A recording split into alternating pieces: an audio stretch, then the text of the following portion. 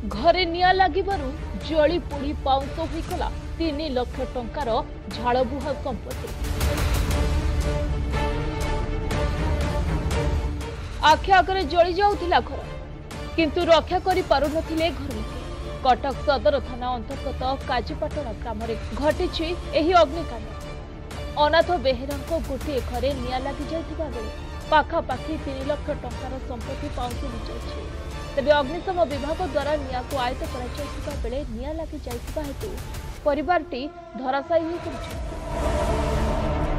तेबे निया केमिति लागिला आ किए लगला ताहा वर्तमान सुधा जना पड़ी नथिबा बेले शॉर्ट सर्किट कारण हेतु निया लागिथिबा अनुमान करा जाउछि। एसी शॉर्ट होई लागिलो दी बखरा जहाँ थला खटपट सब अलमारी फ्रिज फ्रिज सब पुड़ी सब लगी जाइए कबाड़ बंद था कबाड़ बंद था निया देखला जलू दिए मु बस खाऊली बाहर गेट पाखे तथापि 2-3 लाख 3 लाख टका ना सर किसी जानू कहीं नथे लास्ट घरे मो स्त्री थी दला कि डाकिली नहीं गली भिड़ी की नहीं गली बाहर को निया लगी खटखटा शुला धुआं धुआं रू कटक सिद्धेश्वर राउत प्रतिदिन।